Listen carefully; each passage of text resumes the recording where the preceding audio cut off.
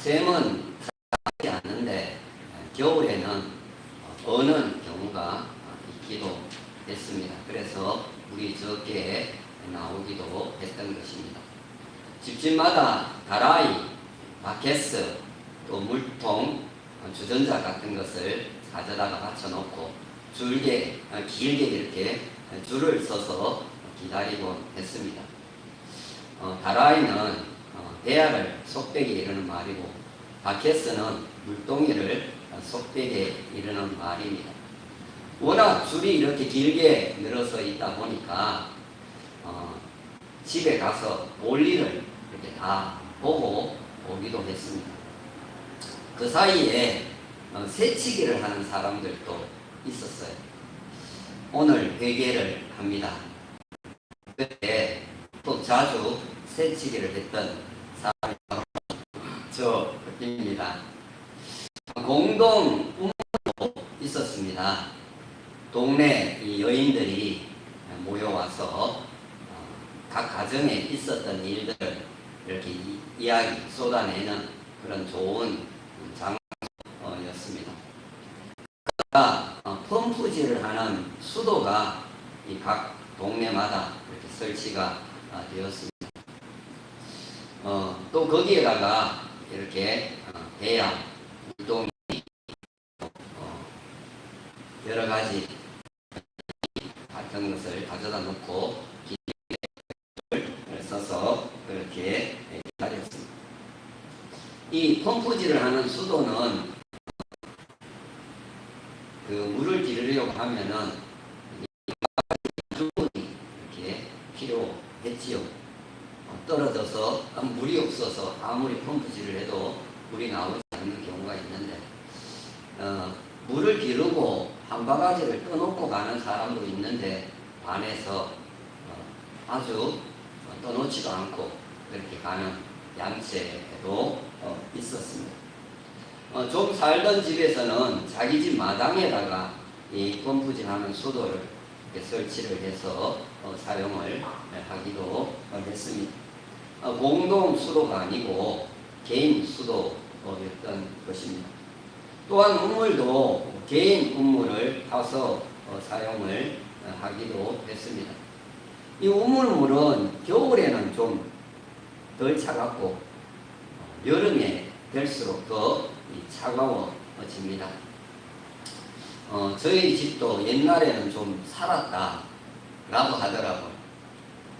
그런데 확인을 할 길이 방법이 없어요. 잘 살았다고는 하는데 그걸 확인할 방법이 없습니다. 저희 집 마당에도 그 우물이 그렇게 있었던 것으로 기억이 됩니다.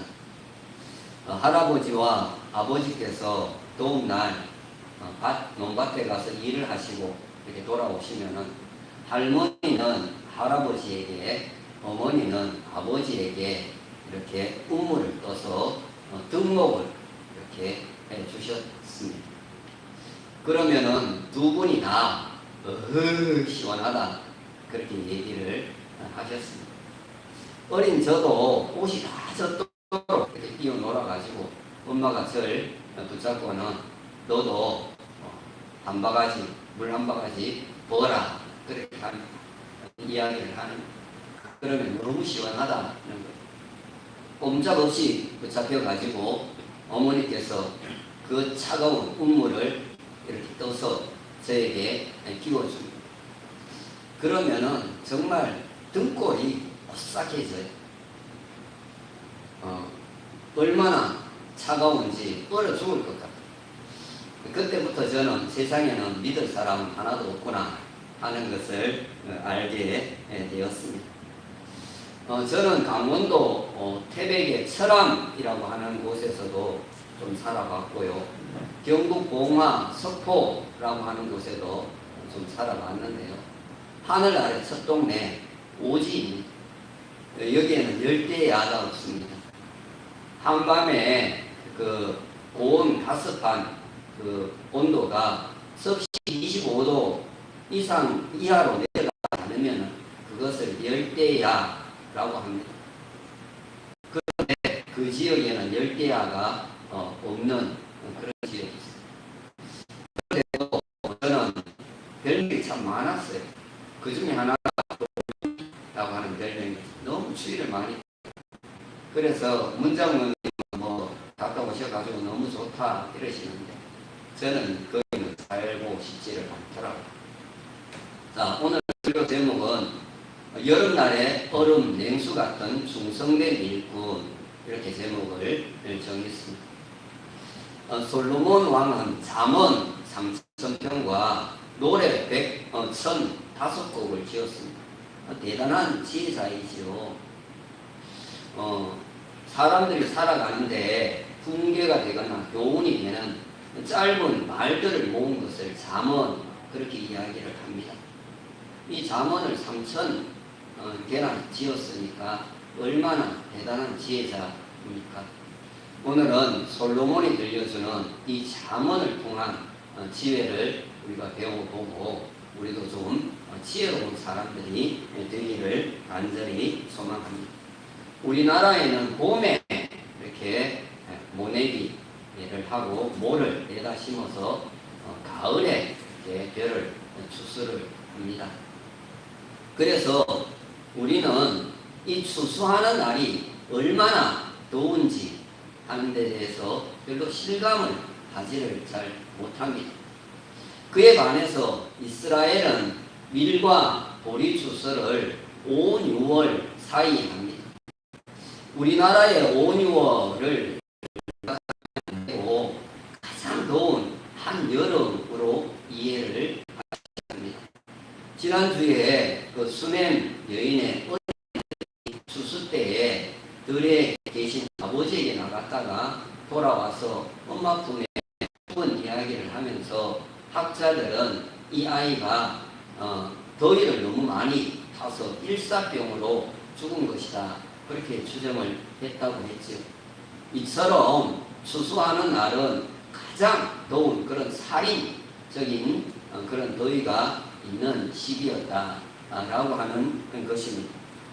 뿐만 아니라 보리가락, 보리가끄라기라고 하는 것을 들어보셨는지 모르겠는데 온종일 일을 해서 땀이 이렇게 범벅이 되면은 그게 몸속에 이렇게 착 달라붙어가지고 바람이 불어도 떨어지지를 않습니다. 얼마나 몰라요. 이처럼 무더위 속에 추수 과정은 너무나도 힘이 들고 고통스러웠다. 이럴 때에 누군가가 얼음을 끼운 수박 화채나 아니면은 오이 냉채를 해서 한 그릇씩 떠다 주면 얼마나 마시면서 시원하겠습니다. 이처럼 어린 냉수는 누구에게나 기다려지는 것이었다는 거예요. 얼음물을 저장하기 위하여 만든 창고를 석계라고 그렇게 얘기를 하죠. 솔로몬 왕은 헬몬산의 그 만년설에서 채취한 그 얼음 덩어리를 잘 보관을 해 두었다가 한여름에도 이렇게 마셨다. 이 솔로몬 왕은 한여름에도 이 얼음이 얼마나 시원한 것인가 하는 것을 몸소 경험을 한 그런 사람이었던 것입니다. 자, 이제 한 절로 된 오늘 본문을 다시 한번 보도록 합니다. 충성된 사자는 그를 보낸 이에게 마치 추수하는 날에 얼음 냉수 같아서 능히 그 주인의 마음을 시원하게 하느니라, 이렇게 말씀을 합니다.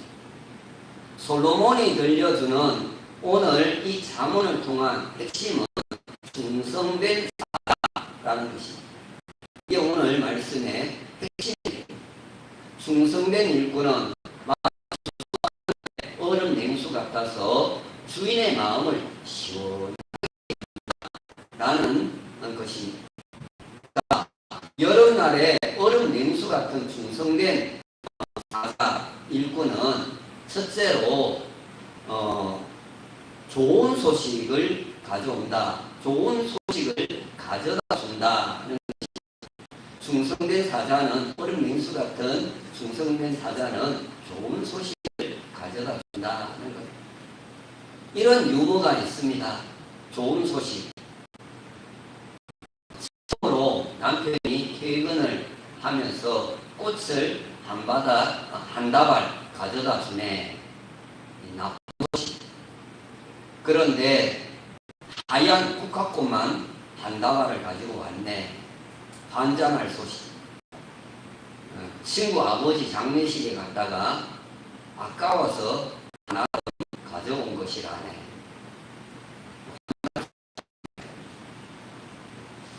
솔로몬의 지혜가 이방 여러 나라들로 퍼져나갔습니다. 여러 나라, 이방 나라에서 솔로몬의 지혜를 배우기 위해서 모여왔습니다. 그러면서 자연적으로 솔로몬의 다스리는 나라는 외교 관계도 점점 이렇게 확장이 되어갔습니다. 외교를 위해서 솔로몬은 여러 나라의 특사, 사신, 대사, 전령들을 할 수밖에 없었습니다. 솔로몬이 말하는 대로 외교 문제가 잘 성사가 되면은 특사, 사신은 좋은 소식을 가지고 될 것입니다.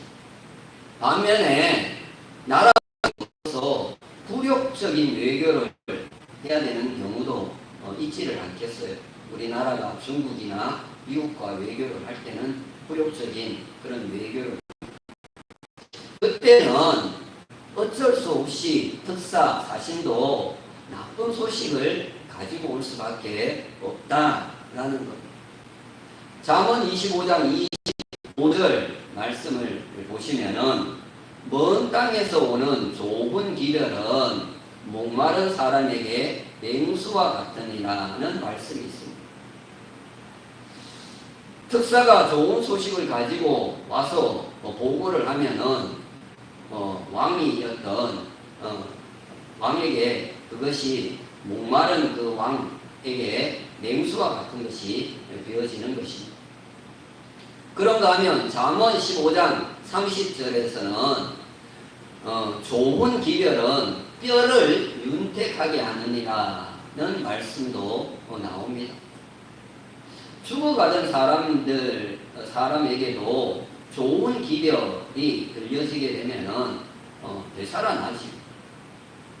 암으로 이렇게 죽어간다고 생각을 했는데 의사가 환자분께서는 기뻐해 주십시오.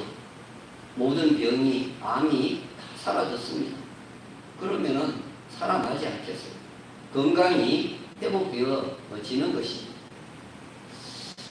지난 7월 말 김근 장로님께서 꿈에도 그리시던 형님 김성 목사님과 그 가족들을 무려 30년 만에 만났습니다.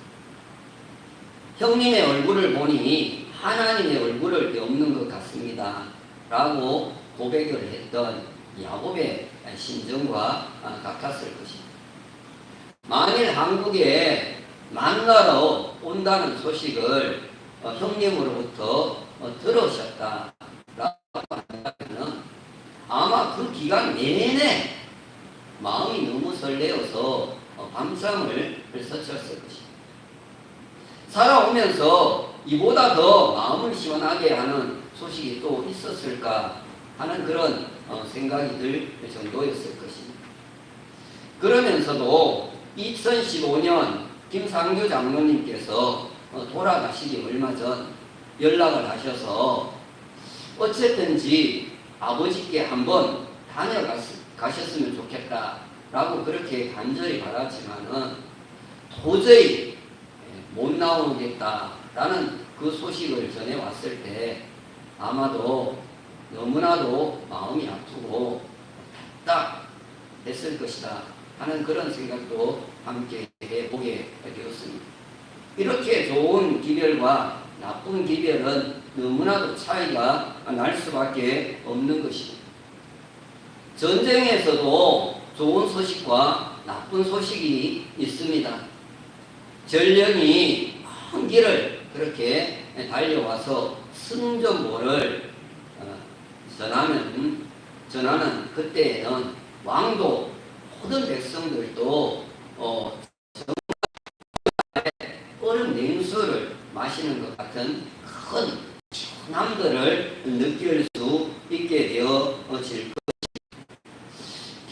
전도사님의 남편 되시는 김종영 장로님은 마라톤을 이 42.195m를 한 적이 많이 있어요.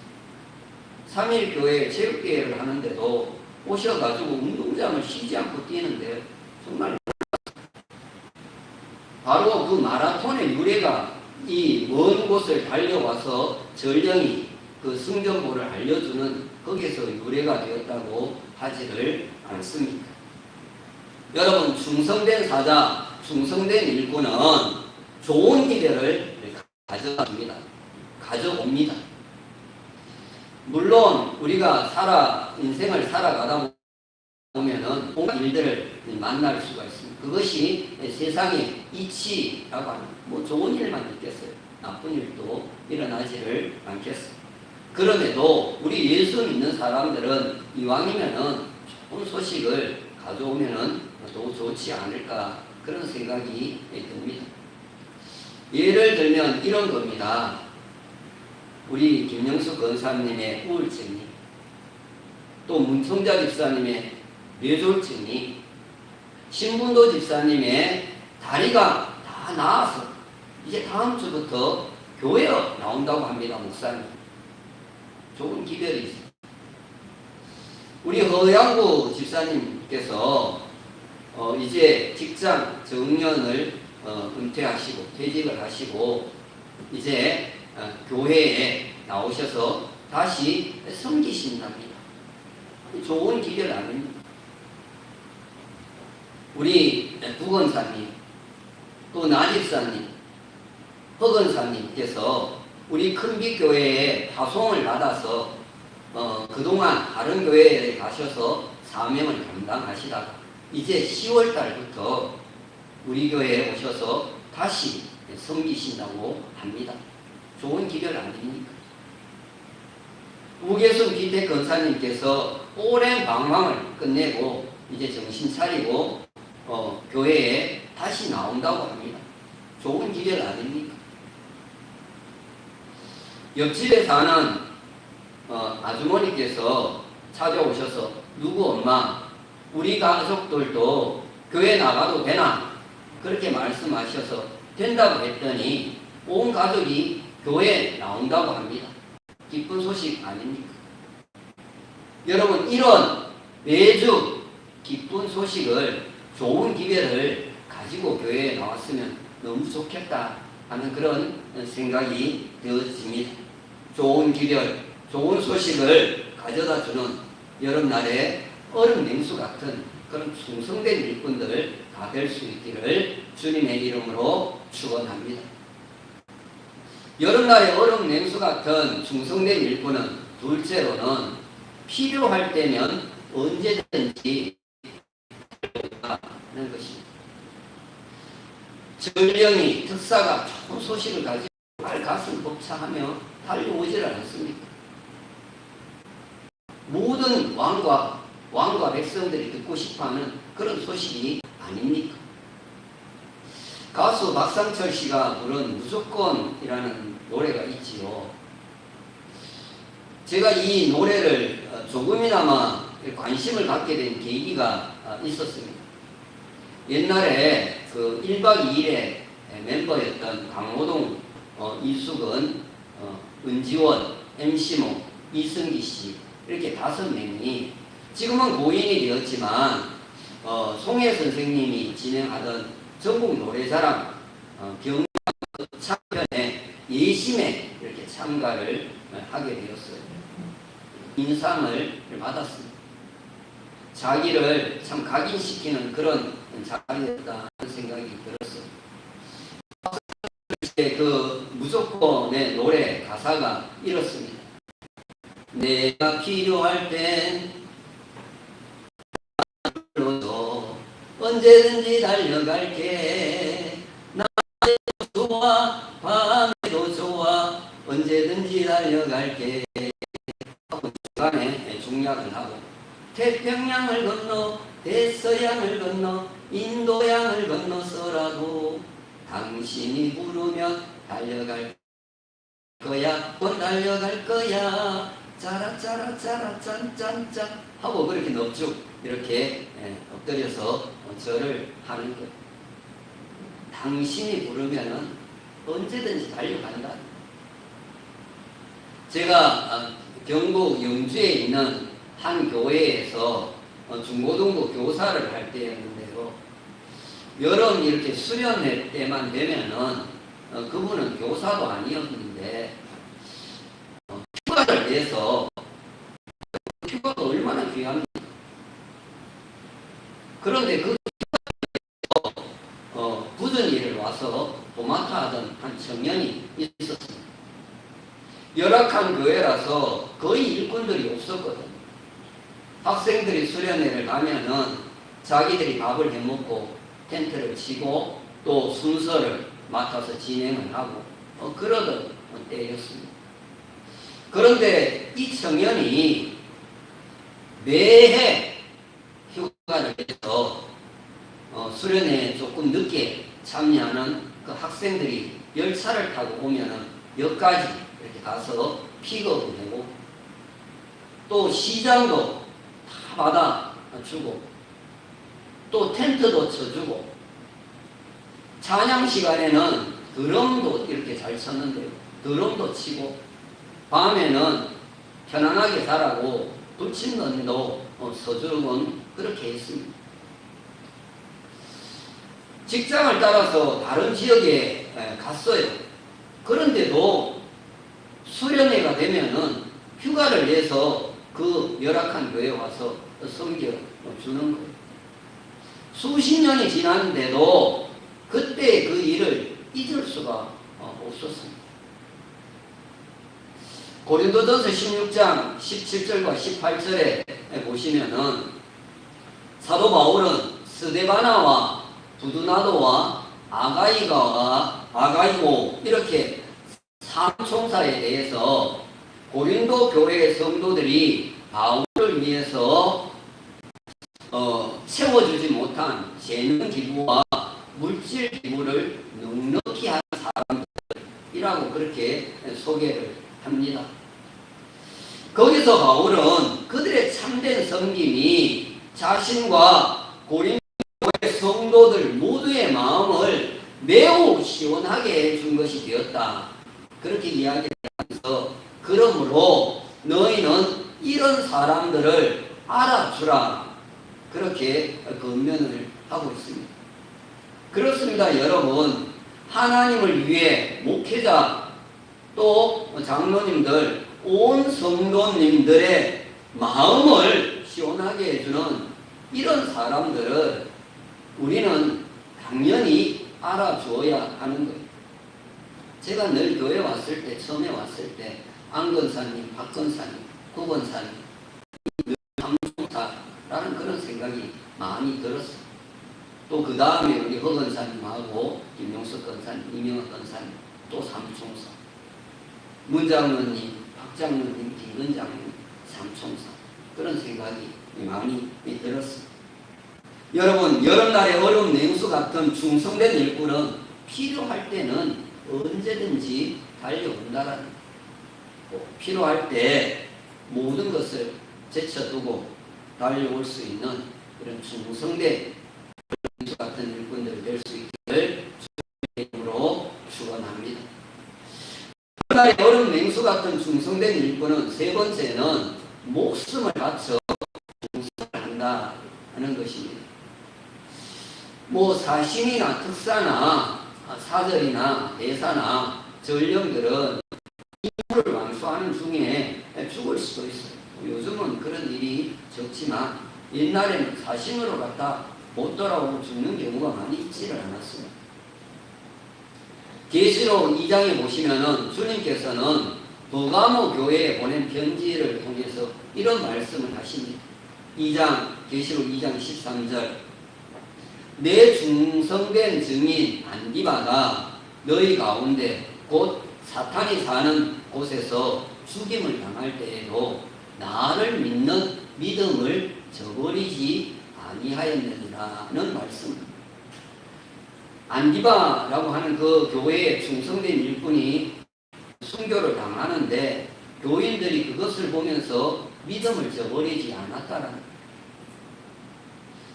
여러분, 로마 황제의 형상 앞에 시저는 주님이시다, 가이사는 주님이시다, 이 한마디만 하면은 살 수가 있는 그런 상황입니다. 그러나 안디바는 예수님만이 주님이시다, 그렇게 고백을 하고 순교의 길을 택했다라는 거예요. 그런가 하면 서머나 교회에 보낸 편지를 통해서는 또 이런 말씀을 하십니다. 계시록 2장 10절입니다. 마귀가 장차 너희 가운데서 몇 사람을 옥에 던져 시험을 받게 하리니 너희가 10일 동안 환난을 받으리라. 네가 죽도록 충성하라. 그리하면 내가 생명의 관을 내게 주리라. 이렇게 말씀을 하십니다. 서머나 교회 감독이었던 폴리갑이라고 하는 사람이 있습니다. 많이 들어본 그런 분인데, 그가 모든 교인들이 지켜보는 가운데서 본보기로 시험과 환난을 당하게 받게 됩니다. 156년 로마 황제를 주님으로 고백하도록 총독이 폴리갑에게 강요를 했습니다. 그러자 폴리갑이 단호하게 이렇게 말을 했다고 합니다. 내가 86년을 사는 동안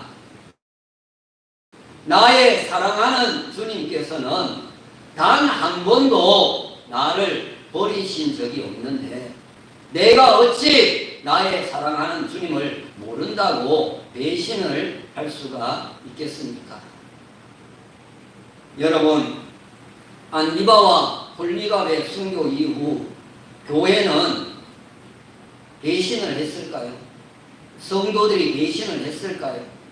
물론 일부 배신을 한 사람들도 있었습니다. 그러나 대부분의 사람들은 순교자의 그 순교를 보면서도 배신을 하지를 않았다는 것. 두려움에 떨며 배신을 하지를 않았다는 것.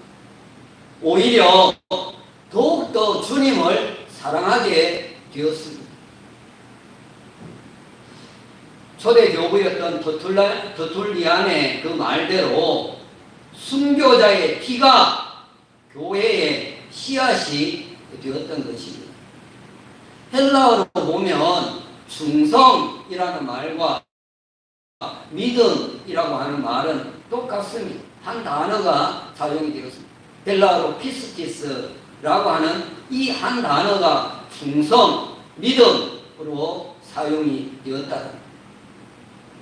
믿음이 뭐냐? 충성하는 겁니다. 충성이 뭐냐? 예수님을 끝까지 믿는 겁니다. 배반하지 않고. 이제 오늘 말씀을 정리합니다.